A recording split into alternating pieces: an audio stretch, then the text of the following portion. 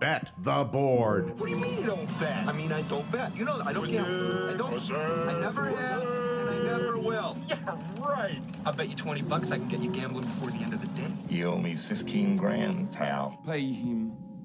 Pay that man his money. It's the Bet the Board podcast. God likes me. He really, really likes me. In the end, I wound up right back where I started. I could still pick winners, and I could still make money for all kinds of people back home. And why mess up a good thing? Here's Payne Insider and Todd Furman. Welcome into the Bet the Board podcast, powered by FanDuel. NFL Week 13. Time flies when you're having fun. I am your host, Todd Furman, joined by my esteemed colleague and co-host, the one, the only Payne Insider. What's going on over there? I'm pretty excited this morning, Payne, to do this podcast, and I'm not sure you know the reason why. I know why. It's because you're going to implement college football on the NFL podcast. You know it, baby. It's coming. You snuck NFL talk into our college football podcast yesterday, and I'm returning the favor today. How you like them apples? I got to tell you, your internet connection, your phone connection out in the desert, not very good. So I didn't get all of that, but I did hear that you finally concluded with whatever you were saying. Yeah, well, I mean, either way. Did you ask me anything, or were you just gallivanting I just asked over there that we're going to be able to throw in some BYU Coastal talk today? Oh, I was pretty excited that we're going to talk some BYU Coastal. That's all that really matters here. It's the only game that has any consequence that we'll break down in this podcast. There's not going to be much of a breakdown, but when do we want to discuss it? Should we start with college football first because we have a rather lean slate? I think we're going to need to lean on John today when we interview him later in the show to kind of fill a little bit of time and help shed light on some hot button bookmaking issues and make our listeners smarter. So you know what? We'll hit him with the hard questions. Oh yes. We're interviewing John. Let's hold off on the college till the end. Let's put it at the end. All right, we'll put college at the end. Now my enthusiasm is you've completely. Well, you don't want to turn off people who are coming here for the NFL, and it's like, hey, Coastal Carolina, baby. I mean, hey, you never know. Zach Wilson, he could be the next superstar playing quarterback for the New England Patriots in 2021 and beyond. So, that we'll get to that. My life, wouldn't it? That Tua flops, and then all of a sudden the division has Trevor Lawrence and Zach Wilson in there. Trevor Lawrence, Zach Wilson, and Josh Allen, the three quarterbacks that'll haunt your dreams if Tua doesn't become the franchise quarterback that Miami believes he should and can be. Yes. By the way, do I sound a little nasally today? I mean, sure, I guess, but I always think expect you're about to from say a joke that I always do. I guess from week 11 to week 16, I expect you to be under the weather because you have to play hurt in the podcasting business. I am battling a little bit. I haven't been sleeping well, and it's cold. I went out for a run the other day. I had no idea it got cold. And this is kind of one of these things that you battle when you live in warm weather states. It's very, very difficult. But I just went outside and I was like, holy shit, it's 50 degrees out. And like the soldier I am, I didn't go back in for more layers. I just trudged on. Soldier I am. Trudged on and went for a run in 50-degree weather. And somehow I made it back alive. You do realize how big an arrogant asshole that makes you sound like for a lot of our listeners that are in places like Chicago and Pittsburgh and Cleveland and Buffalo and throughout the Northeast that have dealt with snow already and sub-freezing temperatures, and we're not even to December 15th. We all have life decisions. Oh, on that note, I'm glad we've endeared ourselves to 97% of our listenership, especially to those friends north of the border that are tuning in from Montreal, Toronto, and places throughout the Canadian prairies. But yes, Payne, the baseball cap of the world. Love it. We're very proud of you that you soldiered through a workout in 50 degrees. I can only imagine the visual it's created for our listeners. You wearing a lime green tank top with a headband and shorts that cut off mid-thighs, running a 12-minute mile through the streets of Miami. Such a dick. Yeah, the LeBron shorts with the Zach Wilson headband. Love it. I mean, it's quite the look. And we do have plenty of Bet the Board paraphernalia that we encourage all of our listeners to pick up, not only for themselves, but for their loved ones for the holiday season. We do not have Bet the Board headbands yet, but if we get enough demand, I'm sure Payne can talk to our merch guys and we can get some of those on the shelf. But all right, let's get into Listen, I knew every time, and you do this, I'm sure, when you go out for a run, you see like the usual suspects around the neighborhood, right? Other neighbors out there for a run. And I knew as soon as I opened the door to get out there, and there was this old couple that I always see, beanies, long sleeves. I'm like, I don't know what I'm up for here, but I just, again, mentally tough. Soldiered on. You know, it's tough. And here I am, nasally and with a little cough, little sneeze. But we're going to take the Gambler's PED, pop about 4 Zycam today, and we're going to be on our way. When you live in Del Boca Vista and you look outside the window, you figure that people would be wearing winter hats and jackets. I just want to know if you're able to get your workout routine in, or you have to split time with the dumbbells with the Mendelbaum's family. Yeah. Mendelbaum. I was looking for those Bowflex dumbbells that you can adjust. Oh, the ones where you can start weights and you just flip a switch and you can kind of jack up the weights as you go. Apparently, they're like $3 million now with COVID. Everyone's buying them for in-home. Yeah, everyone's home gyms, they're ramping them up. It's tough to get any free weights or a lot of workout equipment other than kind of like Pelotons or treadmills, and I think a lot of those are even back-ordered. Yeah. Man, we have done nothing in the first 5.5 minutes of this podcast. Let's start to add some value to people's lives here. I think that adds a lot of value. I think people like to laugh at you and I, especially your misfortune, dealing with first world problems, having to run in 50-degree weather and not being properly attired. But people came here, Payne, quite frankly, to listen to our full-scale breakdown of the Jack Conklin revenge game, which will take place in Nashville with the Tennessee Titans, a 6-point favorite as they welcome in the Cleveland Browns. Total in this game, 53.5 at FanDuel. We know the Browns closed the facility earlier this week for contact tracing and COVID protocols. The Browns, however, they stand in outstanding position to end their 18-year playoff drought despite a point differential on the year of -21. I ask you the simple question, who have they beaten, knowing they've played the third easiest schedule? The Colts, the only team probably that you would consider a truly quality win. But as Bill Parcells says, you are what your record says you are. However, the betting market may not feel quite the same, with the Titans opening about a 3.5, 4-point favorite. Number has been bet up. Cleveland 1-10 against the number the last 11 games away from home. Lucky to outlast the Jags. But Payne, what side of the ball do you want to start on for this particular matchup? It doesn't really matter. Is this the overrated bowl? I think you probably have to put it in that class, although the Titans did have their signature performance of 2020, going out there and destroying a decimated Indianapolis Colts team. But there's no doubt the Cleveland Browns are the poster children for being overrated. But they're 2 wins away from getting to the playoffs most likely, and more importantly, cashing a ticket for you, myself, and of course all of our listeners that were able to grab the Browns to make the playoffs at +140 or better. It would be nice if they could pick up a win here. I think that would seal it. So Browns offense, Titans defense, Baker Mayfield, he up for the task? Is that where we're going? Got distracted here. I'm not going to lie. See the screen moving a bunch this morning. We're going to try to trudge through this here. So when you look at this side of the ball, I think there's some obvious and not so obvious factors that are important to discuss, and the one is obvious, and that's Baker Mayfield. We've seen a different version of him when you can get pressure, and this season hasn't been any different. In fact, it's really been worse. And Mayfield right now, 33 passer rating under pressure, 1 touchdown pass, 4 picks. The positive is the Titans don't get any pressure. And, you're looking at this, and you're going up against the Titans defense, 31st in pressure rate. And they're generating that pressure at about an 18% clip. That's with Clowney in the sample.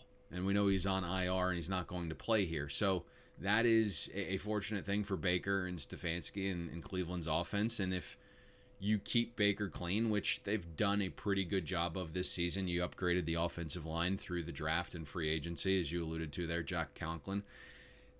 Baker's numbers actually skyrocket. Mayfield's passer rating improves 77 points to 110 when he's kept clean. 16 touchdowns, 3 picks, adjusted completion percentage of almost 77%.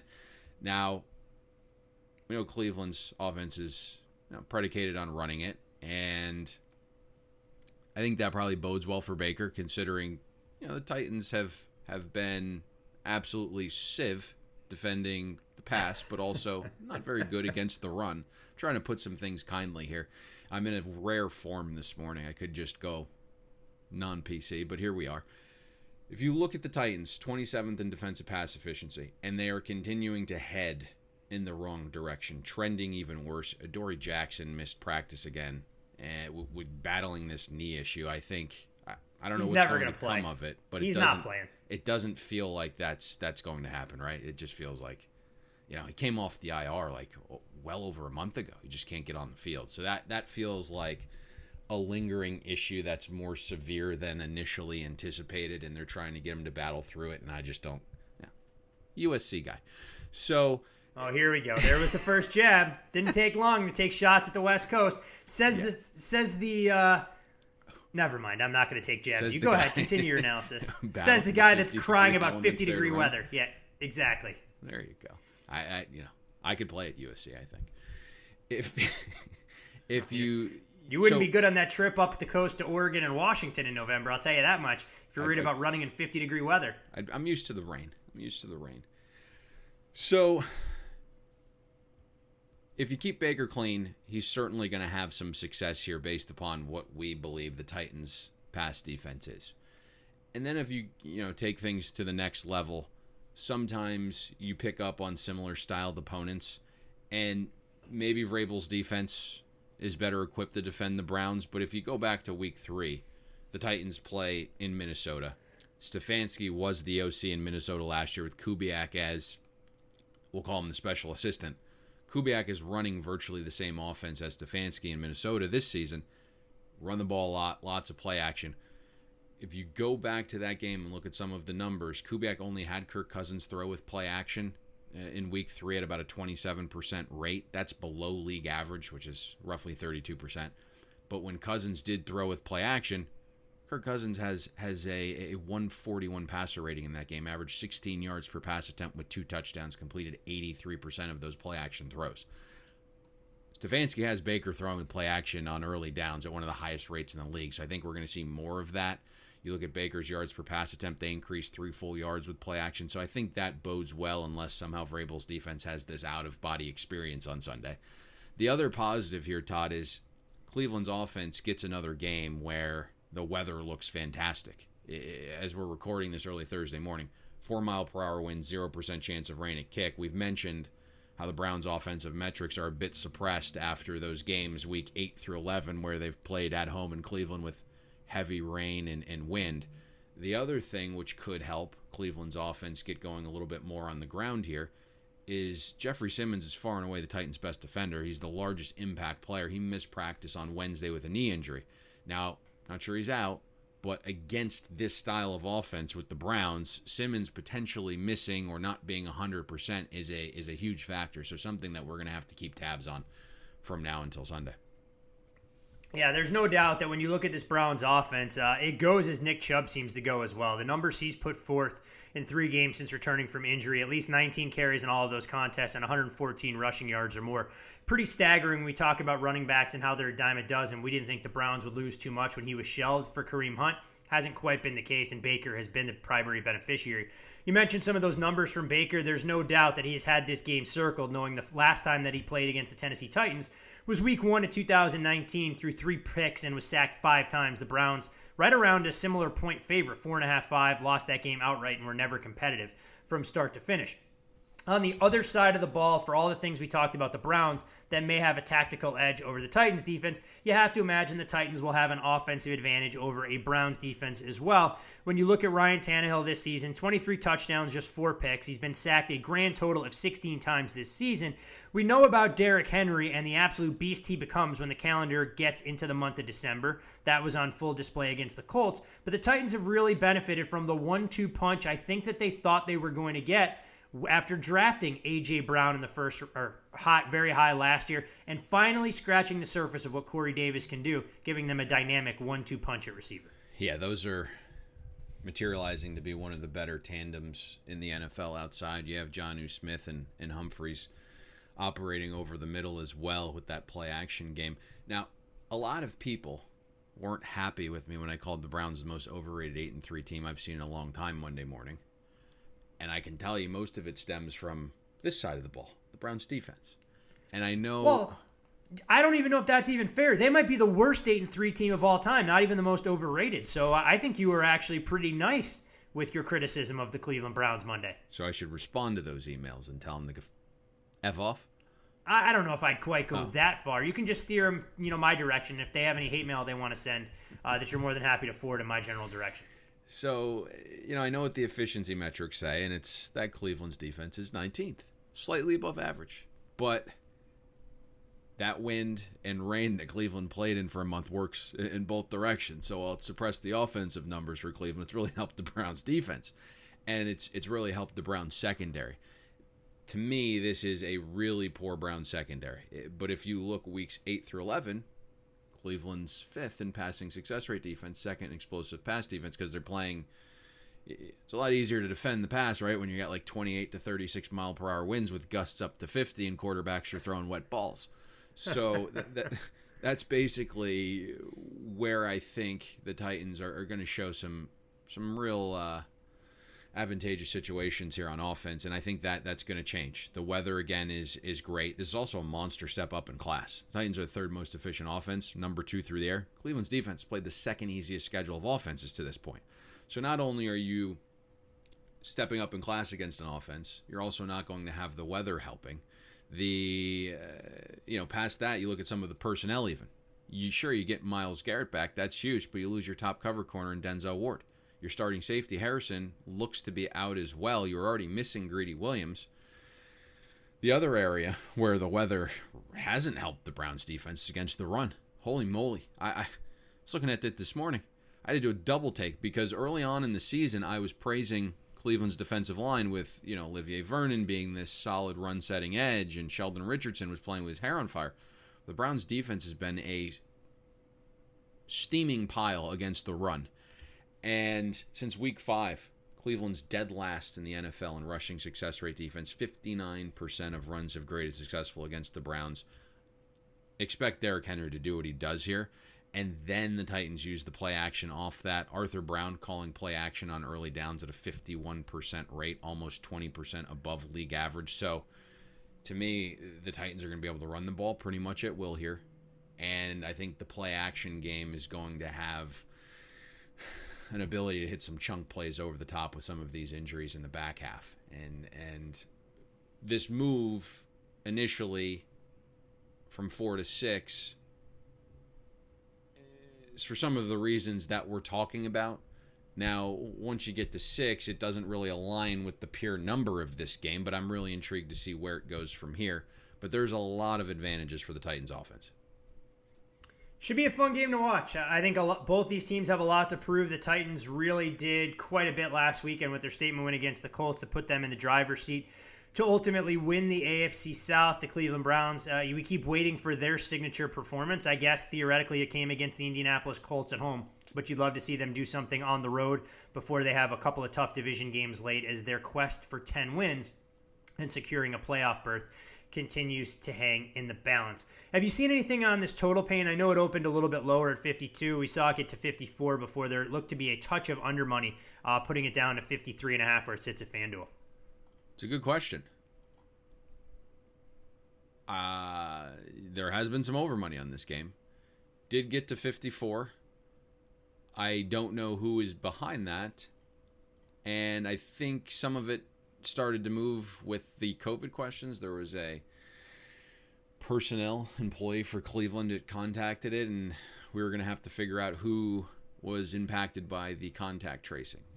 I am unaware of that at this moment, so I don't really want to speculate, but that's when this started to take a touchdown. Again, picture perfect weather. I think when you think of two running teams that the clock's going to be constantly moving, that might attract some bettors once you start getting into the totals as high as 54. But I would, based upon what I have seen, I would think that both offenses are going to have some success running it, and both offenses specialize in play action passing, and both defenses likely to give up some chunks here against the play action passes based upon what all the metrics indicate. Yeah, it was interesting to hear and read, I should say, some of the comments out there about both teams talking how they had to value each possession and how to look to capitalize. Knowing that these two teams can definitely play keep away, but ultimately if they end in sevens, it may take upwards of 28 to 31 points to win this game, knowing what kind of defensive deficiencies we've seen from both of these sides. And because both teams can run, they are very efficient in the red zone. Yeah, which is always kind of what you want. It's the anti-Anthony Lynn plan in play. Yes. From an AFC showdown to a game that'll go a long way. Not a coronary here in about 40 minutes. not only in the NFC overall, but the NFC West specifically. That, of course, being the Los Angeles Rams on the road at the Arizona Cardinals. You're looking at the Rams in this game right now. A soft 3 at FanDuel. Total on the game sits at 48.5. And when you try and identify these two teams, you want to find sides that are peaking late in the year. That would be the antithesis of what we've seen here. Midseason swoons, the Rams 3-3 in their last 6 games after starting the campaign 4-1. Meanwhile, the Cardinals, after starting the season 5-2, they've lost 3 out of their last 4 and continue to be the league's most penalized team. Interestingly enough, when you dig into some of the Rams' numbers, they've been very good in the division and specifically in this particular matchup. 10-5 straight up against the NFC West, 10-5 against the spread in their last 15, even better against the Arizona Cardinals. But Payne, I think given all the comments this week that we saw from Sean McVay calling out his quarterback in Jared Goff, it makes the most sense to talk about the Rams offense and how they'll match up with an Arizona defense.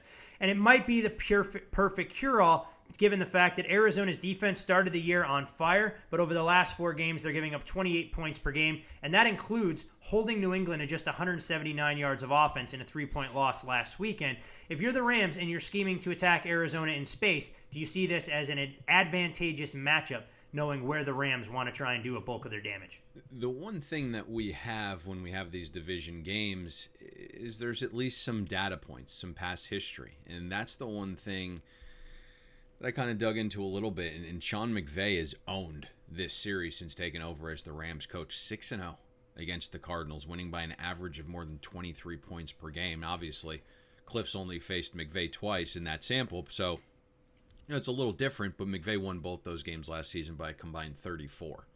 And there's a little bit of a battle going on in this game. Early in the week, Rams -1 were laid by a well-respected group, and then yesterday another group that is lost with Arizona back-to-back weeks came back to the well and took the 3, and that's why we're sitting here at soft 3, and even some 2.5 is showing.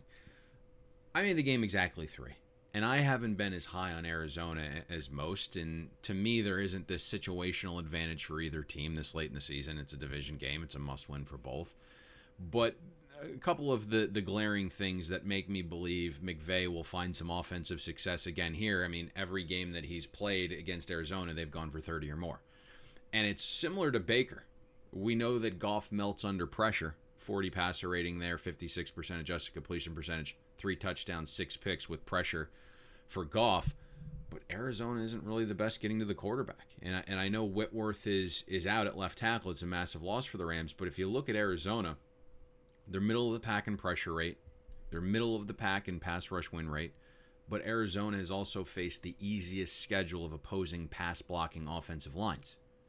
And the way Arizona gets a vast majority of its pressure is blitzing. Vance Joseph blitz at a 41% clip, 4th highest rate in the league. But oddly, Goff has been better this season against the blitz. 66% completion percentage. His yards per pass attempt increase. His passer rating is higher against the blitz than when teams don't send heat.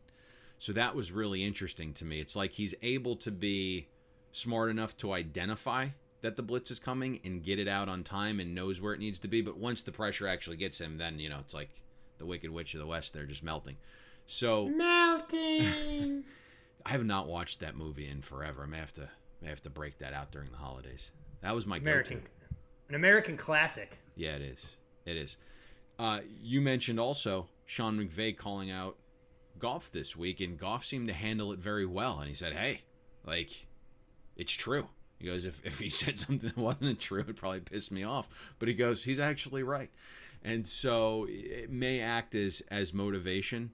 And so I would grade that out as being a slight positive this week. The other thing that could be interesting here is you just wonder when McVay is going to start using heavier sets. We know Whitworth is out. We know Goff performs better from a clean pocket. We saw this transition to more 2 tight end sets late last season. If you're looking at an opponent on film that struggles defending heavy sets, it's the Arizona Cardinals defense. On the season, Arizona's defense allowed a 61% success rate through the air when defending throws from 12 personnel, 55% of runs have graded successful against Arizona when you use this heavy formation. Aside from the Philadelphia game earlier this season, of course it was against us. It's been where's Waldo? Every Eagles game is. Yeah. Every Eagles game is. Let's be honest here. Sure. It's been like where's Waldo when you're looking for Tyler Higbee. But get the guy more involved. He's pretty talented.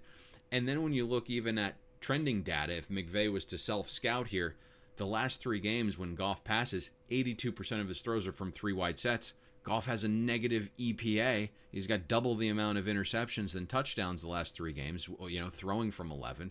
So it wouldn't only benefit Goff in my mind, but it's also attacking an opponent weakness, which would make a lot of sense here. So whatever McVay has done in the past has worked, but if Goff is struggling a little bit, help him out. Go to tight end sets, because Arizona's just been dreadful defending offenses that go to these heavier sets, Todd. Yeah, the one other thing I wanted to ask you about the Rams, too. Are we eventually going to see Sean McVay commit to one running back? I mean, we saw Cam Akers' big play potential. He ripped off a 61-yard run in the loss against San Francisco. Darrell Henderson, pretty ineffective, 10 carries for 19 yards. I mean, when is enough that you realize you can't split carries between 2 and 3 running backs, that you have to let one guy go out there and work up a lather? It's a good analogy, and I completely agree. I think initially coming into the season, you had the suppressed camp with everything going on. It's a rookie running back. He's still learning protections, which is important. But it looked like out of the bye, they tried to get Cam a little bit more involved. Had his first touchdown in his career against Tampa. It did come through the air. But he's certainly the most talented back. I think they're just looking for that consistency. But you're hoping at this point forward he can provide that boost, because he is the breakaway runner. He can provide more explosives. He is a little bit more shiftier. You're just looking for more consistency with vision. And we know this is a converted high school quarterback in Mississippi. So Florida State recruited him. He's a 5-star kid. They converted him to running back. And so while he's fantastic breaking tackles and making guys miss, sometimes he does miss the occasional hole. And you're looking at a zone run system, which is get it, make one cut, and get up the field. And he wasn't always doing that. So your hope is that as he matures a little bit here as a runner with his vision, that McVay gets him a few more touches in the system, because I think he is the most dynamic back on the Rams roster. Going to be interesting. I'm curious to see when they ultimately go, hey, Cam, you're going to get 12 to 15 touches. We'll see how you can perform. We haven't seen it yet, but there's still time left in the season as the Rams look to try and figure out their offensive identity as they make a late season playoff push. One area on this team where they don't need to try and figure out their identity, it's well defined. That's defensively, where the Rams defense is actually leading their playoff charge. They're one of 2 teams in the league allowing less than 300 yards per game alongside the New Orleans Saints. They allow the 4th fewest points in the league best in yards per play allowed, and they're top 5 in getting off the field on 3rd down. When you look at the Rams last weekend, and Payne, I was surprised because I didn't realize this when I was watching the game. Jalen Ramsey was only out there for 69% of the defensive snaps. They claim it was a hip injury that popped up in warmups. We know that Sean McVay can't be trusted as it pertains to injury reports, and we did see San Francisco no head money coach come. should. I mean, that's the way you should. No, but I think they're all under somewhat increased scrutiny on some level. And not to go off on a tangent, I know the NHL is drawing a ton of criticism because their injury reports are the absolute worst, and they claim they want to use sports betting as a vehicle to create awareness. Well, the best way to try and create transparency, the NFL's been a step ahead of it. Sure, we don't know exactly what's going on, but it's at least getting a semblance of an indication. The reason I asked that question is because all the talk this week is that Jalen Ramsey would most likely lock up with DeAndre Hopkins. If he's 100%, does Arizona have enough other weapons on this offense to consistently move the football, knowing that Kyler Murray could be running for his life if Aaron Donald has his way up front? Yeah, it's a great question, and I think it's part of the key to this breakdown. But, I think this entire matchup is pretty fun. When you think about some of the young minds going at it, you have Cliff Kingsbury, and you kind of hinted at this, that the Rams defense has been this pleasant surprise. Brandon Staley has shocked everyone, really. And so you have these 2 young guys kind of going at it, trying to prove their worth. There were questions about Staley coming into the year. It's a guy that, was never anything more than a linebackers coach at the NFL level, and he's only been in the NFL like 3 seasons. So seeing him be able to implement this defensive scheme in the shortened offseason, and they lost a lot of key parts, it's impressive to me. And not only has he improved the defense, but he's also shown an ability to fluctuate his game plans weekly and make some of these key in-game adjustments. The guy that he's been moving around a bunch is Jalen Ramsey, so it'll be important that he's at least 100%, not just because of the matchup with Hopkins, but because he's been the versatile piece. And that seems to be, based upon matchup, what Brandon Staley decides to do with him. Is he going to play him in the slot? Is he going to play him out wide if there's a big receiver? That'll be the interesting part to see what transpires here. Now, there's a number of ways we can go at this, but I think really, to me, the most important thing is Kyler Murray. And I think there are questions about his health. Obviously not enough to miss the game, but he was added to the injury report last week. If you remember, we brought it up. It was a late addition to the injury report with the shoulder. And so we made mention of that. And we talked about how he got popped on the Thursday nighter against Seattle, and the camera crew kept panning to him on the sideline. He's trying to loosen the shoulder. But when I went back and watched the Patriots game, it was clear. Like, the shoulder bothered Kyler. If you look at some of the runs, he would run backwards and fall. He would run backwards to get out of bounds. Even the designed runs, which are the most efficient runs in the NFL, they're all designed to the left side of the field to protect his right throwing shoulder. Maybe after another week, Kyler feels a little bit better. It's getting a little bit healthier. But even past that, what I saw with my own eyes on the run plays is the way Cliff kind of game planned here, the way Kyler threw the ball. It would also indicate that he's not 100%. So if you kind of pay close attention to that game, Cliff slowed the pace down significantly, shortened the game. And, you're looking at an Arizona offense that averages about 25 seconds per play. Last week against New England, that number was nearly 29 seconds. And just to kind of give you an idea, it doesn't sound like a lot, 4 seconds, but you go from being the second fastest team in the league to being an average pace team in that 4-second window. We also saw Kyler average about 3.9 completed air yards per pass, so he wasn't throwing the ball downfield at all. He wasn't trying to fit balls into tight windows. Kyler had the 6th lowest completed air yards of the week. His aggressiveness rating was also the 7th lowest. So, Kyler not running as much, and when he was, again, clearly favoring the shoulder. Kyler wasn't being as aggressive as a thrower. He wasn't trying to fit balls into tight windows. Wasn't also pushing the ball downfield. So, those are all somewhat concerns if you are taking the 3 here with Arizona. If you're looking at the Rams defense, to beat them, you have to run with your quarterback. And that's what's really interesting to me. I really dove into this game because it's so interesting to me. But the Rams are not only 7th in defensive rush efficiency, but if you parse it out, they only allow 3.8 yards a carry to running backs. It's a half yard better than league average. 5th best EPA defending runs from running backs. But where the Rams have been a little bit susceptible is quarterback runs. They allow 5.8 a carry, which is, around league average, slightly below. But the dichotomy there is huge compared to running back runs. So Kyler is going to need his legs here in a game like this. We also, as you kind of pointed out at the top here, is there is this game within the game, right? Jalen Ramsey versus DeAndre Hopkins, and they've battled before with Ramsey being in Jacksonville and Hopkins being in Houston. They faced each other a bunch. 7 games. Hopkins has a 55% catch rate on Ramsey and 6.6 yards per target. So overall, Ramsey's done pretty well, and we know Hopkins was seeing a larger share of targets in Houston. And the last 4 weeks, this is pretty interesting to me, and I think, again, it's something to monitor and maybe factor here. Hopkins' target share in Arizona is down 10% the last 4 games, and we hinted last week that there's a little bit of an ankle here. It's not 100%. He's going to certainly play. He's still better than 99.9% of receivers in the league, even when he's not 100%, but he's not 100%. So, I'm just interested to see what this looks like. You think Kingsbury, you think Kyler, and your mind immediately assumes like this is this high-flying Cardinals like aerial attack here through the air. It's just not, right? And then you have this Hopkins Hail Mary on repeat for the last month against Buffalo. The numbers here just don't indicate that. Arizona's 15th in the league in passing efficiency against the second easiest schedule of opposing pass defenses. Arizona's only 24th in explosive pass offense. The Rams have been really good defending the deep ball, second best in explosive pass defense. So, I don't have a dog in this fight, and candidly, I have no idea where this closes with the battle going on.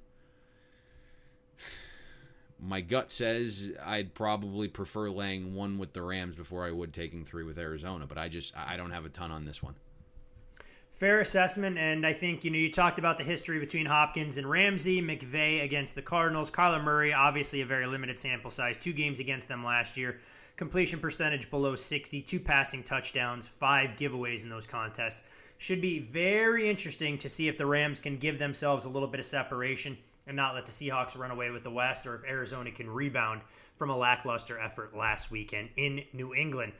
Sunday Night Football, Payne, and what a game we have on tap for everyone. Your beloved Patrick Mahomes, 14-point favorites at FanDuel.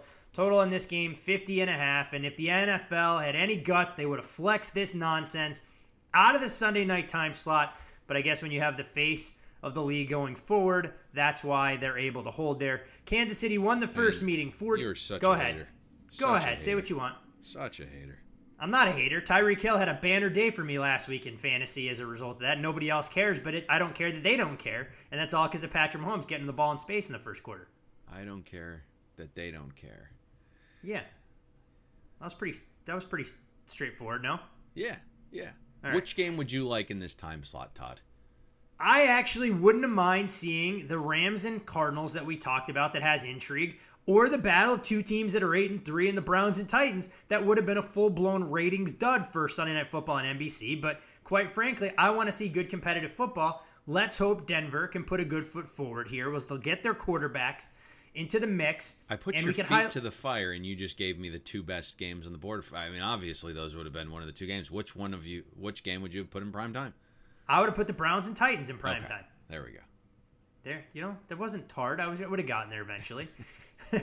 Kansas City won the first meeting between these 2 teams, 43-16 on the scoreboard, but the numbers weren't nearly that lopsided. Yes, Kansas City won the yards per play battle 5.6 to 5.4, but they finished +3 in turnovers in that game and had 3 non-offensive scores in a game that we saw money come in on the underdog and the under get bet. Kansas City, however, 9-1 against the spread, the last 10 against the Broncos. That being said, Denver hasn't been more than a 10-point dog in any of those 10 meetings. Denver will be a road dog of more than 14 for just the second time since 1993, but opposing Kansas City hasn't been all that profitable when they play AFC opponents, 26-11 against the spread. That all factored in, though, Payne. Kansas City flirting with disaster. Last 3 games, they've won by a grand total of 9 points, failed to cover all 3, and we can only hope that the Chiefs avoid the ire of Drew Lock's mom on Sunday night. We have... I'll address that in saying we've seen the Chiefs be able to play multiple ways. They can grind you out on the ground. They can, beat you with the quick short pass game. And then last week, which you're very happy about, they can push the ball downfield. And when things get desperate, they can do whatever they want. This just feels like a team that is truly going through the motions on offense. They are saying that, hey, if we need to be able to run the ball, we can go into Buffalo and run right down their throat if there's weather. If we need to be able to attack you deep and pick on your secondary, we're going to be able to just light it up over the top with Tyreek Hill. And if you're a defense that gets a lot of pressure, we can watch Patrick Mahomes dink and dunk you over the middle and outside for 7 to 8 yards a pop. It's just a very versatile offense this season, which is pretty interesting. It feels like they're just trying to get warmed up for their postseason run here. They have a gear that no one else really has, and not to go off on too far of a tangent, but the one team that potentially could give them a little bit trouble just lost a pass rusher in Bud Dupree, and you lost Bush in the middle of the field, which had an ability to potentially try to cover Kelsey. So those are 2 big losses on the Steelers defense in terms of what that means for Kansas City moving forward. When you look at this game, it's a 14-point spread. So what we're asking ourselves at this point is, can Denver do enough to stay within the number? I think Clyde Edwards-Helaire should have some success on the ground. I know the Broncos are 19th in defensive rush efficiency, but if you look at trending data, the Broncos defense has gone from a top 10 unit against the run to just average when you look at success rate. If you look at Vic Fangio and how he's going to attempt to defend Patrick Mahomes, I don't know, they're number 2 in pressure rate, which is damn good despite Von Miller going down. So give Vic Fangio credit. I think he's one of the best defensive minds. and they do blitz at a league average rate about 29%. That will probably increase here, I would think, but we'll see. I don't know if you want to blitz Mahomes. That's the part of this that I'm struggling with a little bit, is how does Vic elect to defend Mahomes? Because if you send pressure with the blitz, Mahomes is going to kill you. He's got a 138 passer rating against the blitz, 66% completions, 11 touchdowns to 0 picks. He makes you pay when you send pressure. If you elect to just let him sit back in the pocket and hang out and dissect your defense, it's probably not going to bode well, especially when Bryce Callahan, your best cover corner, was just placed on IR. It's a guy that we've been ranting and raving about for years and years. I saw a lot of the analytics guys really start to come around to Bryce Callahan earlier this season, but he's far and away Funny how that works. the Broncos' best cover corner. If you look among cornerbacks with at least 200 coverage snaps, Callahan's third in yards per route run allowed. Quarterbacks have a 47 passer rating when targeting Bryce Callahan. He's only allowed 53% of targets to actually be caught. This is a massive loss. And this is not the game where you want to be losing your best cover corner. We know Tyreek, not just based upon what we saw last week, but he's becoming a little bit more of a complete receiver, running better routes. He's not just this speed demon. He can do a lot more now. Sammy Watkins is back healthy. McCole Hardman is recovered from COVID. He's starting to have a little bit of a larger role, especially with Pringle down. So the weapons are just plentiful here. I don't know how many stops Denver's going to be able to get in this spot, Todd. Shelby Harris hopefully coming back to give Denver a little reinforcement. But you mentioned it. Bryce Callahan, an absolutely massive loss, placed on IR. Denver does go out and claim Will Parks from Philadelphia off waivers. He won't be available, but even if he was, not nearly the player that Callahan is to kind of anchor that secondary. Do you think that's a little more game within the game schematics? I'm nearly certain. Did Will Parks play for Kansas City? I don't think he played for Kansas City. I thought he got cut and he went to Philadelphia. Okay. Did he play for? No, you're right. Yeah, it's Denver and Philly. You're right on that. Who's the Parks? I thought those were the teams used to be on the Chiefs. Had me thinking there for a second. But if Denver's not going to get stops, Payne, I guess the simple and most logical follow-up question to that is, do they have an offense that can keep pace? Not obviously to win the game outright, although, hey, that would be one hell of a storyline and keep people glued to their seats on Sunday night, but to stay competitive enough inside the number. And, of course, when we look at Denver, they will get their quarterback room back. Imagine it's going to be a long week of practice. Those guys are going to play pissed off because the Broncos became the first team to finish a game with more interceptions than completions since the then San Diego Chargers in 1998, who, of course, had Ryan Leaf as their starting quarterback. The Broncos right now 31st in the NFL in points per game, ahead of only the lowly Jets. That's nuts. I thought you were going to take me back to the early 1920s. That was Ryan Leaf, huh? Yeah, Ryan Leaf, and I think that was the beginning of the end for him. Speaking of which, talk about a story that you thought was headed in the right direction. We haven't heard from him. You haven't heard from him again. He got himself into trouble earlier this fall, did he not? I believe so. Yeah, it looked like he was on the right path finally, and then it just derailed again. Yeah, it looks like it got derailed again. So you hope a guy like that can get things figured out. But I digress. That's not the direction we want to take the podcast. But yeah, 1998 was the last time that happened. Although we talked about gross passing yards, and gross is probably the right way to describe the aerial assault we saw from New Orleans and Denver last Sunday. Yeah, and here's what's interesting. If you go back to that Week 7 matchup with Denver and Kansas City, the final score is certainly a little misleading. But Denver did a good job. They were able to run the ball. They had 6 explosives, 61% success rate on runs, 33 of them, 5.4 carry on those 33 runs. It's not overly shocking, right? That's the recipe to trying to beat Kansas City, is have your defense keep the game close enough to where you can implement the ground game and have it still be a factor. As we know, passing means more in 2020 than running, but Casey's 32nd in defensive rush efficiency. So if you can keep the game close to where you can still employ the run, it's going to having a little better chance here to staying within the 14. Now, Philip Lindsay is battling a knee injury. I listened to Fangio's presser yesterday. He believes that Philip Lindsay is going to play, and obviously that is important because he is the Broncos' best running back. And when you look at what Spags has done, it's a really small sample, obviously, and there's been some weather involved, but Spags has done some things defensively that give Drew Lock some issues. And in those 2 meetings, Lock's completed 52% of his passes against the Chiefs so far in his career. 3 picks, no touchdowns, has a passer rating of 54. So that's where this comes into play a little bit, is you have to turn this into a grinder. There's a reason the total opened 48. Now we are out to 51. But Denver's going to have to do a decent job playing a little bit of keep away, getting that ground game going, having Locke be an efficient passer down to down, right? Taking 5, 6, 7, 8 yards over the middle, whether it's to Hamler or Fant, and extending these drives, being good on third down. Those third and mediums are going to be crucial to extending drives and keeping Mahomes on the sidelines. And that's what this game's going to come down to. If Denver can run the ball and Locke doesn't turn it over and create some short fields, and he can be efficient enough extending drives on third downs, you might see a situation where Kansas City simply goes through the motions, get out of Dodge healthy, win this game by 7, 10, 11, whatever it is, and Denver keeps it within the 14. And then, you're looking at the time slot here on Sunday Night Football. This is going to be another battle between the pros and the Joes. Now, there was a little money that has come in on Denver, is my understanding, at 14 as a value bet. Nothing crazy. It will be interesting to see where this ultimately closes. I'm not quite sure, but there has been a few dollars from a respected group. Nothing crazy on the Broncos plus 14.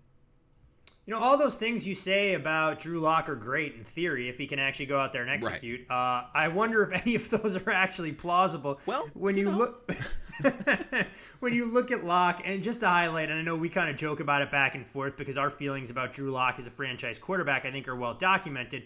The numbers so far this season haven't really lied. You read some of the Denver beat writers and some of the articles there. They keep claiming that Drew Lock needs to find that game, which makes sense because Drew Lock has yet to finish a game this season with a quarterback rating of 100 or more. His number was 45 against Kansas City last time. He's completed less than 56% of his passes for a shade less than 1,800 yards, 7 touchdowns, 11 INTs.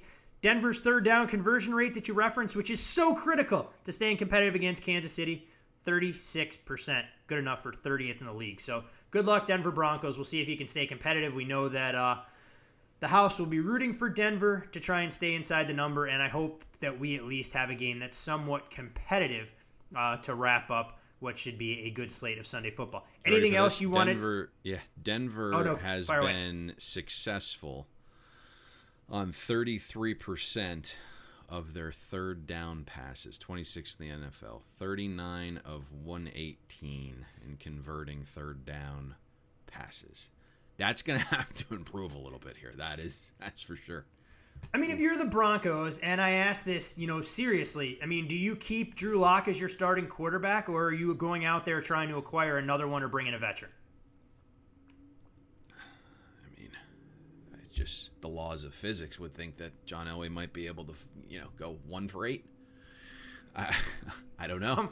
Somewhere along the way, you brought in all of these weapons. You're optimistic about Jerry Jeudy and KJ Hamler, Noah Fant, everyone else. You have to have the right guy to throw in the ball. I imagine Drew Lock is going to get another year, knowing that you haven't had healthy Cortland Sutton as well this season. Yeah, you at least have to bring in competition. Whether you elect to take a late flyer on another young quarterback, you have to bring in a veteran presence. And my understanding was they debated and kicked the tires on Jameis Winston. But the problem is when you have a young quarterback, all of a sudden, if he starts struggling and Jameis Winston looks like $1 million at practice, you're going to have a quarterback, a young one, that just loses all his confidence and probably crawls to the corner and goes into the fetal position. So they couldn't have that happen. So they really didn't bring in any competition or a veteran presence behind him to push Drew Lock. So you're going to, at minimum, have to bring in a veteran presence, and then maybe you take a flyer on someone in the late round that you believe might have some promise later on. If not, unless they're in the room saying, hey, this kid doesn't have a prayer, we need to draft a quarterback early, I don't know what they're going to end up going with. You know my feelings. We had the preseason preview podcast, and I said, Drew Lock isn't that guy. So, you know my feelings on him. Yeah, hey, look, the Miami Dolphins broke it all down last season and rebuilt their entire organization in a little more than a season. Denver said they never wanted to try and go through a rebuild. They just wanted to retool, and that's where they are right now. This franchise hasn't been relevant since maybe 2015, and it's one of the proud legacies in the NFL. Things aren't going to get any easier in the NFC West. The Chargers are going to get a better head coach. Patrick Mahomes is going to be there for 8 to 10 years, assuming that his health holds up. And the Raiders we see trending in the right direction. So I think it's now or never for Denver. Otherwise, you're toiling to stay out of the cellar in what will be one of the better divisions in football if I had to forecast out the next 3 to 5 years. Yeah. I mean, listen, everyone right now is building their team around winning the division.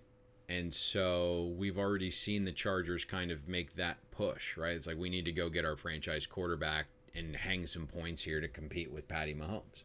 And the same thing with the Raiders, right? It's all about, sure, they've added some pieces defensively, but it's like, what can we do to go out and get some weapons, because we know that offense is the way that we might have a chance against Patrick Mahomes.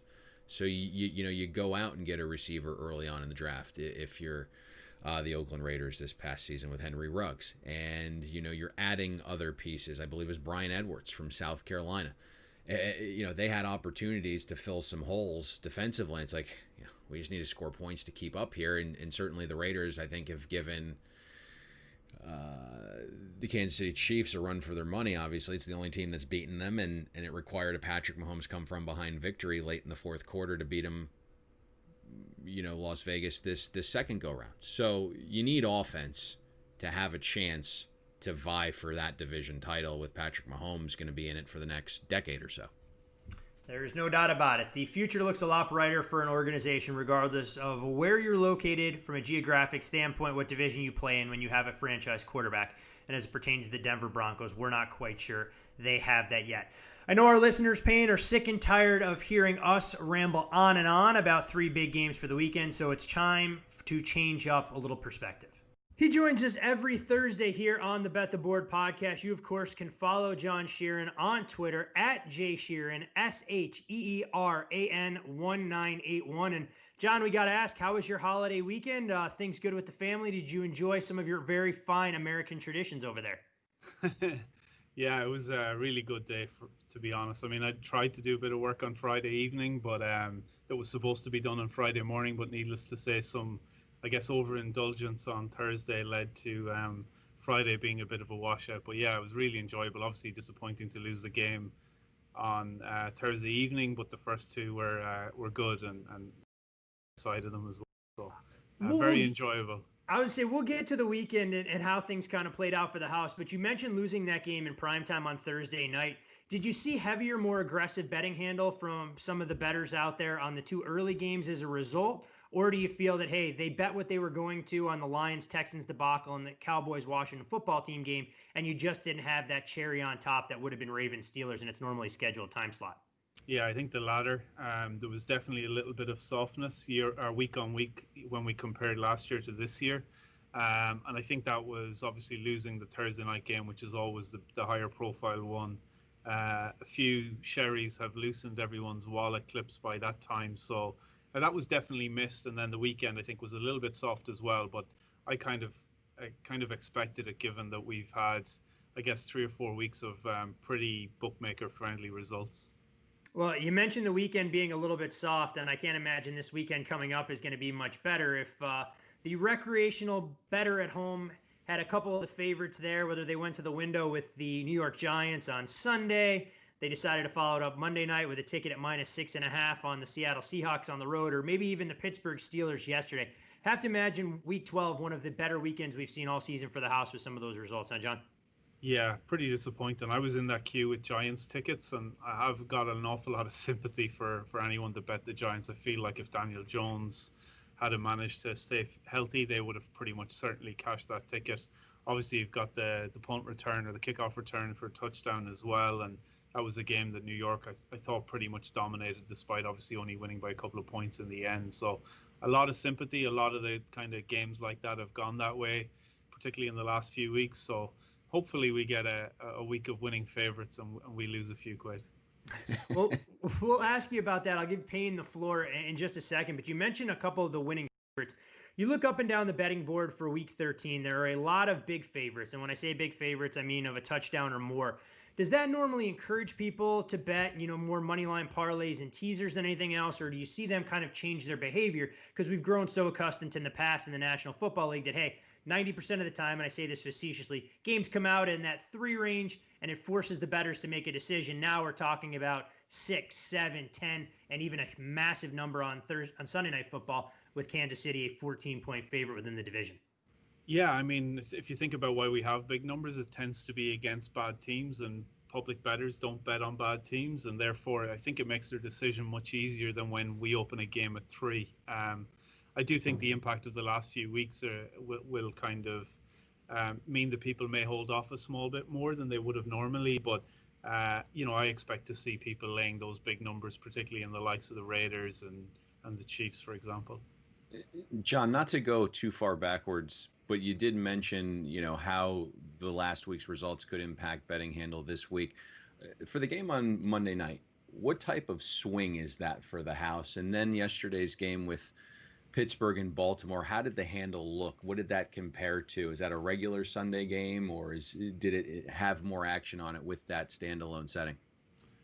In a normal week, the 3 primetime games will equate to about 50% of our handle. So they're always significantly more heavily bet than the 1 o'clock slate or even the 4 p.m. Slate, for example. So yesterday's game, shame on me, I actually didn't look at it to see exactly what the handle was this morning. I'm just digging it out now.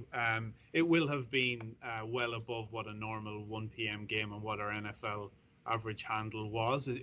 It's not as big as kind of some of the higher profile Sunday night or Monday night football games, I guess just because of the time of day that it started.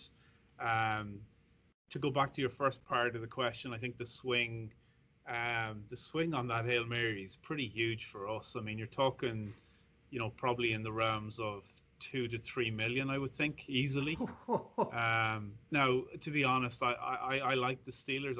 I like the Eagles, but I couldn't pull the trigger. I've lost too much money on the Eagles in the last few weeks. I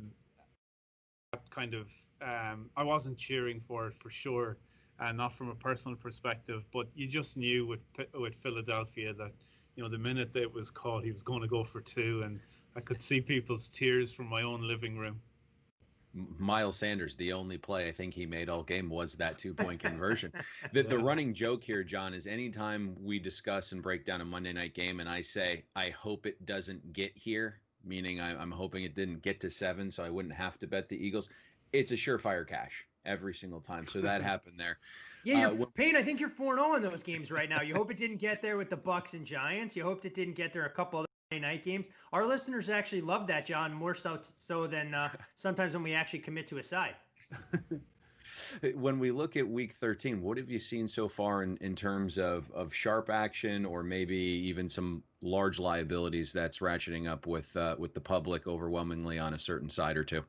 Yeah, I think it's a really interesting week from our perspective. I think firstly, we probably have more positions than we would normally have against the market. Some of them overnight have come a little bit towards us. Most notably Minnesota. I think that was a game that we were 11 on our numbers. The market was like 9.5 yesterday, so we've gone 10.5, I believe, this morning. Most of the market's at 10, but that's a side that we've seen pro money on as well, and we were very quick to kind of move off that. We'll go to 11 pretty quick. Half point in the world, but given that it aligns with our number, we'll jump to that pretty quickly. I think the Raiders is another one that we're a little bit higher on than the market. It opened 7.5. Our number is more like 9.5, to be honest. We're sitting at 8 now, juiced towards Las Vegas, but we'll again move that pretty quickly should the market kind of agree with us. That's just a game where the numbers just can't get it as low as 7.5. I think it's probably a little bit influenced by the Raiders last week in what was a ridiculous effort against the Falcons. And I think from a pro perspective, the other one was Atlanta at 3. We were 2.5, so we felt a little silly getting caught with pro money on 3. But obviously have gone to 2.5. I think the market has come underneath that field goal as well, and I don't think we'll see any chance of getting that back to 3 again. I think, we have a belief that now with some solid tape out on Taysom Hill, that Atlanta on a bit of an upswing as well, feels to me like that's definitely the right spot. I wouldn't be surprised to see that game get a lot closer to pick 'em either. John, not to walk through some machinations of how this works, but I think that's a fascinating point that a lot of our listeners don't quite understand when they hear you talk about taking market positions that are a little bit different than the consensus, since they hear all the time, oh, well, it's 3 everywhere, and you see a bookmaker decide, well, we don't quite agree with that. And in the instance of the Falcons and Saints, if you guys go to 3 and you make the number 2.5, does it take 1 to 2 bets from a sharper customer for you guys to go immediately, hey, look, we're going to go to 2.5 and we're happy to sit there until there's enough money coming back in laying the 2.5 to go back to the full field goal? Yeah, I think what we're looking, I guess, if you think about the life cycle of the market, when it goes up first, and as you guys know, and as I've said before, we kind of tend to have our meetings on a Wednesday evening and sit down and discuss our position. So you'll see our lines move on a Wednesday night, usually. I think if you think about the early part of the life cycle of a market, unless we have a huge difference through the early Monday, Tuesday, we'll just tend to float along with what the market consensus numbers look like. We may shade one side or the other, like I said, a differential. But obviously we want to see the market kind of agree with our number, like every bettor out there does as well. So once we get any inclination that there's interest in a number, particularly if they're off the key numbers where we're a little bit different, then we will move almost immediately, even off just one of that bet, because it kind of confirms our opinion, and that's what it's all about. So yeah, you'll see us move pretty quickly if it's in agreement, and the inverse of that, of course, is true as well, where we see money, like for example, what would be a good example this week? I think the Chargers is another one where we're a little bit different from the market. Our number makes that a Charger by 2 game, and obviously their injury report is playing a big part. It's much longer than we expected it to be, but we're now New England -1. That's a big swing, and I think we'll be relatively aggressive with New England's position in that game as well. So yeah, we're looking for any degree of information that we can get that kind of confirms our opinion is right, and then we'll react pretty aggressively off that. See, Payne, here I was thinking that John and the team moved their numbers on Wednesday night just to try and prevent our listeners from getting the best of the number with all the FanDuel promo codes and the opportunities that we've tried to provide them with the sportsbook. See, they're staying a little bit ahead. But it's always good to hear that, John, because Payne, who's never spent time actually behind the counter as a bookmaker, always told me that he'd love to open rogue numbers. And if a lot of the market was at 3, he felt that was the wrong price, he'd open one the other way. I've tried to explain to him over the years that that's just not good business and it's not sustainable to try and run a book that way. That's an exaggerated example, as you know, yeah, Todd, over the last couple of weeks dealing with him. He here we go. No, that's what you said. Oh, I make the game one the other way. I'm going to open it that way. 4 points different, Payne. I've heard it before from you. Don't lie to me. Look, I've said this before. I want us to be more aggressive in our positions. I think there's a time and place for it. I think I particularly like game day because that's where we take 90% of our handle.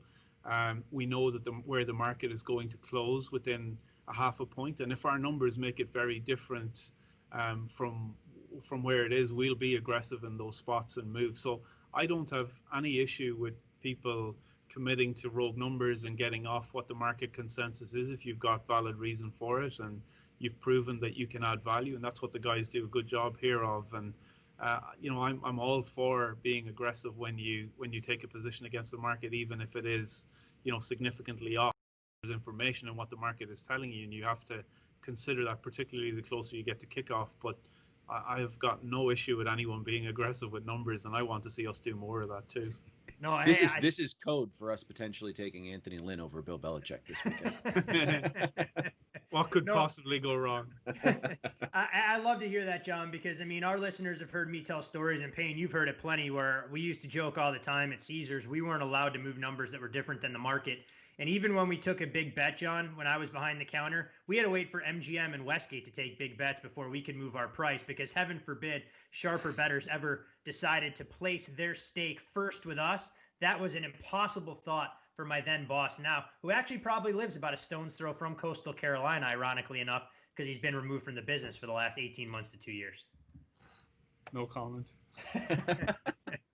But on that note, I feel like we've chewed into a good amount of your time. I wasn't sure, Payne, if you had any other questions for John while we've got him on the line, or we should let him go about tweaking those NFL numbers and trying to come up with where he's going to open the game, Coastal against BYU on Saturday. Yeah, he's a busy man. Let him get on his way. All right, we'll let you get on your way. Follow John on Twitter at Sheeran. That's JSHEERAN1981. And John, always great getting the intel from you. Best of luck this weekend, my friend. Thanks, guys. I hope it goes against us for once. Your boss is on line 3 right now. He'll be okay. He's all right. Yeah, it was a good day. Yeah, exactly. I always hope, Payne, when people work behind the counter in this business, that John's bosses appreciate everything that those guys have done from taking positions. And I can't even imagine what kind of hold they're achieving so far this season on the National Football League. Certainly been a nice little run the last month from the sounds of it and on the obvious looks of it. And I know we joked off air. It's like, John, you already got the VIG in your favor. You need the deflected one-handed Hail Mary and a 2-point conversion, and then you need Trace McSorley coming off the pine, throwing floaters out wide, and having too eager of cornerbacks and Hollywood Brown making his first play of what feels like the entire season to go backdoor covers on Monday and Wednesday. Oh, it's simply amazing. And then, you look at the way Sunday played out. I think the only decision, and we obviously don't get the full balance sheet, but can speculate from the way folks go to the window. The only game that didn't work out the way the house would have drawn it up would have been the Sunday nighter, where Green Bay and over, obviously a correlated parlay teaser leg that you had with the Packers. But simply staggering to think that the house somehow even gets the Tampa Bay Bucks plus 3.5 against Kansas City in a game that they were never really in from start to finish. But always a good portion of Thursday's show, and we get John's valuable perspective on how things play out and kind of peel back the curtain so our listeners get a fresh perspective, not coming from us, but somebody very much in the mix of setting numbers and knowing where the action is coming in.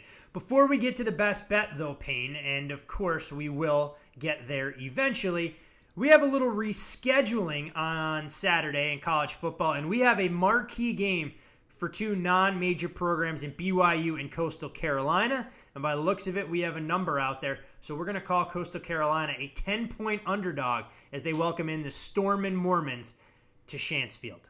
That's what you're going to call it. 10. I like that. 10, 10.5, 11, 11.5, 13, 27. I will say this. We talked NFL in the college pod, but it went at the way end. You managed to finagle this in before the best bet section. Well, yeah, we're going to leave people hanging. It's called a tease. Interesting. So, what do you make of BYU going out there and rescheduling a game and adding the power that is Coastal Carolina? Is that enough to get them over the top here if they win by 30? You going to start showing them some respect? I don't think it's enough to get them over the top, but I do think it's enough to catapult them into the top 10 of the college football playoff rankings if you believe in Coastal Carolina.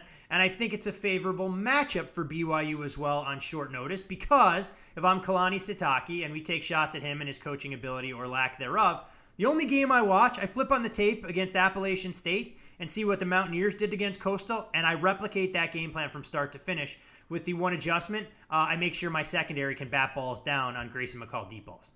I did see the initial total open 58.5. We have since reopened other places, 60.5. We're now out to 62, and at one specific shop that's fairly sharp. So it'll be interesting because obviously it is now Thursday. Very little preparation is going to be going into these games to devise these crazy game plans here. It's about doing what you do well and executing, and you hit the nail right on the head because we've ranted and raved about BYU's offensive line. They will absolutely mull you, and while we broke down the Coastal game yesterday thinking it would be Liberty, the one aspect that we've mentioned anytime we've broken down Coastal Carolina is they are a little soft defending the run. 67th in the country in rushing success rate allowed. And you're looking at a BYU offense, top 10 in the country in rushing success rate on the offensive side of the ball. So they should be able to maul you a little bit in the trenches. And I think that probably bodes well for BYU. Now, you did kind of hint at that area of BYU's defense that is a little bit susceptible, and it is the deep pass. when you look at BYU, they're right now 41st in the country in passing success rate allowed. So, I think McCall will have a chance here to dink and dunk a little bit. Now you just wonder, we've kind of, well, you have thrown some digs at BYU's competition. Coastal really hasn't played anybody either. So that'll be the tough part to gauge within this game is this step up in class just too dramatic? And it potentially could be. I know we've seen some large ranges, and we won't divulge too much, but, one head odds maker that we spoke with thought this game would open 6.5. We saw another book out west open at 11.5. So there is this wide ranging of opinions here on what these two teams are. And that becomes a little bit interesting for me because we touched on yesterday, like Coastal is a team that we thought was going to be pretty good coming into the season. We've upped them 17.5 points in the ratings, and it still isn't enough. And they got faded last week, and we're seeing this total open, or we're seeing the side open, as high as 11.5. We're now sitting at 10. That would tell me that there's a little bit more belief in BYU here. And I think this is a game where BYU is going to have the national stage. They can go out there if they're able to win this game by, 20 plus against an undefeated Coastal side. It's going to open some eyes. I do think the matchup is favorable. And yes, you're 100% right. I have been critical of BYU's schedule, but it's by no fault of their own. The Cougars have done everything and then some in a challenging season. If they were able to play their normal schedule, we would have had a much better indication because they had a bevy of Power 5 conference opponents on there. So credit to both these programs for being able to make this game happen on short notice. BYU, everything to lose, but I think you have to go out there and try and make a statement. Coastal, nothing to lose in this particular spot for a season that kind of came out of nowhere. We're not sure how long Jamie Chadwell will be their head coach. And you have to relish these kind of opportunities when you get a team flying across the country, college game day in-house, to go out there, play with reckless abandon, and see if you can pull off the signature moment of what has been a truly special season in Myrtle Beach. Is game day still going to this game? I think their travel plans are there. You're going to try and convince those boys that they can't go down to Myrtle Beach, South Carolina, that they're going to have to go somewhere else. That's probably a hard sell behind the scenes. And it's probably on the surface a better game. It's a more appealing game with BYU. That got moved to 5:30, though, is what they're saying, right? Yeah, they did move it back, and I'm not sure exactly what network it's going to be on, but I have to imagine a lot of that is because BYU has some travel issues getting out there. It's a cross-country flight, and you don't need them playing breakfast football at every disadvantage known to man. Yeah, that makes a lot of sense. So that's what we got. A little college football interjected on your NFL podcast. See the nice movement there on the old best bet from yesterday. Now, don't divulge it on here, right? No, we can't share it here. People have to go listen to the college podcast. Yes, but a nice 1 point move through the key number, always nice. That's what happens. And Payne, that's the reason that FanDuel is America's #1 sports book. App is simple to use. They've got great odds on different betting markets. Plenty of ways for you to get involved in the action, whether it's college football, the National Football League, college basketball, the NBA that'll be here soon. There are all sorts of exclusive offers. And right now, FanDuel is letting you place your first bet absolutely risk-free up to $1,000. Just place a bet on any game, and FanDuel will refund you up to $1,000 back if you don't win your first bet. Sign up using the promo code BETTHEBOARD. 21 plus for these offers. You must be present in Indiana or Colorado. First online, real money wager only. Site credit is non-withdrawable and expires in 14 days. Restrictions do apply. Gambling problem in Indiana, call 1-800-9-WITH-IT. In Colorado, call 1-800-522-4700. And Payne, you mentioned and referenced why people should go back and listen to the college football podcast to get that best bet. But we also have to figure out where we're going for our investment opportunities in the National Football League. Rotation number 474. Wait a second. Hold on a second. I'm pulling up my... Stop. The Los Angeles Chargers? Is Anthony Lynn still their head coach? Okay, I'm not going to do that to our listeners, although I do believe that is going to be... You had my heart skip a few beats there. I got nervous for a second. Yeah, I'm not going to do that to the listeners because we won't hear the end of it, although that will, again, end up being... the professional side there. However, it's gonna be a 3-touchdown winner. Let's not sugarcoat any of it. Everyone's gonna be scared to play it, and it's gonna be a 3-touchdown winner. So, I will say this. before I get to the best bet, I do think you should probably take advantage of the places that are offering New England as a favorite here in getting yourself the Chargers 2-7.5 in a teaser and pairing it with the Raiders below the 7 and the 3. But let's go to Monday night. We don't typically do this. But the game that we like the best is Monday night. Let's go with rotation number 478, the San Francisco 49ers. We'll call it +1. And we'll break it down a little bit on Monday, along with the other game that is scheduled for Monday evening. So a lot to talk about then. But basically, I think the line is a little bit off here. I'm just constantly higher on San Francisco than just about everybody else. Starting to get a little bit healthier in the secondary as well with Richard Sherman returning. They've still been able to manufacture pressure despite some guys guys that are out along the defensive line. It's still a team that's battling to be a top 10 defense in the league. Buffalo is down John Brown, and everything that you're hearing out of San Francisco is that they are treating their movement as an us against the world type of mentality.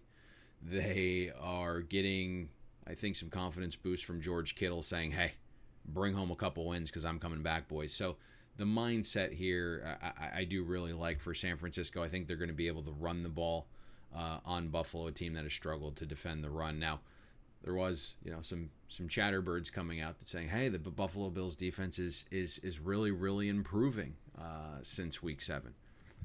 We look at all the trending metrics. I get it. They have improved with some health, right? The linebacker situation got a little bit healthier for Buffalo. They got a little bit healthier in the secondary. But what I will say is this. There's a lot of noise. One, the Charger sample is now in that. So saying, hey, they've done this through week 7 through 12, it'd be, tweet that before the Chargers game happened. Week 11 was also a bye, so it's tough to be bad during your bye week. And then if you look at week 7 and 8, they played the Jets offense and they played the Patriots offense. Nothing really to write home about. Weeks 8 and 9, when you played Seattle and Arizona, you gave up more than 75 points combined in those games. And really the game that is changing the perception of the Bills defense in terms of having them trend in the right direction is the Seattle game. And the reason why, and I don't really like to promote this stuff, but the reason why DVO grades that game out as a positive one is because you turned Russell Wilson over 4 times. That's the only reason. He still threw for 400 yards. And you didn't have to worry about Chris Carson or Carlos Hyde.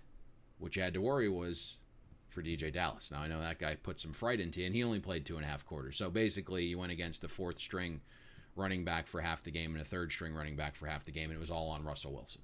And so Seattle became very one-dimensional in that game, and Russ turned it over 4 times. That's the reason that we're seeing this progress. Additionally, the reason we're seeing this progress is some of the turnovers the Chargers have had, and they also score 3 points on the trips to the 25, the 7, and the 1.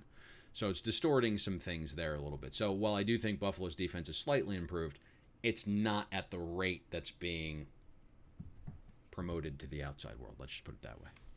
Well, the other thing, too, when you talk about the Buffalo offense, I think they lack that true vertical threat without John Brown. The offense, let's not kid ourselves, isn't nearly as explosive going over the top or putting fear into you when you don't have that true burner. Places a lot more emphasis on what Stephon Diggs can do, and it forces Buffalo to operate underneath. You're also getting significantly healthier version of the 49ers, right? You have Raheem Mostert back. You got Wilson Jr. back. Trent Williams returned at left tackle. Debo returned last week. Ayuk looks like he's on pace to play Monday as well. So you're going to have the full complement of weapons, sans George Kittle. So you start to like that on the San Francisco side as well, and it would not shock me here to watch this game come through the 0 and potentially have San Francisco close a 2.5 point favorite. We'll obviously see. This is a game where the public will have their say, but from what I am hearing, this is going to be one of the larger positions. We've already seen some of the numbers get grabbed early in the week. There were better numbers, but I think we're ultimately going to see San Francisco close the favorite here. Should be one hell of a game, and like you said, a rare occurrence where we go all the way to Monday to issue our best bet. But we want to try and find the best value proposition on the betting board, and whether it's a Thursday, a Saturday, a Sunday, a Monday, a Tuesday, or in these unusual times, a Wednesday in the National Football League, Monday is where we'll go. with the San Francisco 49ers. And if you encourage need you to follow. I do endorse that teaser. I'm going to be on that teaser as well. The Raiders to Chargers. Raiders to Chargers. Southern California meets Las Vegas. There you go. I encourage you to follow Payne on Twitter at Payne Insider. I'm Todd Furman. You can follow me there. You can follow John Sheeran as well at jsheeran1981. Most importantly, though, follow the podcast at Bet the Board Pod. Payne, anything else? I feel we've done plenty of damage for this fine Thursday morning. Yeah, we've done a lot of damage. There wasn't a ton of games to talk about.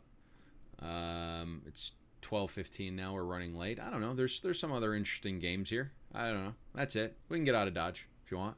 All right. On that note, San Francisco 49ers come Monday night. We will, of course, be back Monday morning as well. Tip our hand a little bit already on that game, break it down slightly further, but we obviously have ample other opportunities to discuss the Steelers, Washington football team, and maybe even touch on the Ravens and Cowboys along with what we saw for the weekend. So for Payne Insider, I'm Todd Furman. Best of luck with all of your wagers this weekend, NFL Week 13. And come Monday evening with a 49ers ticket in hand, we'll see you at the window.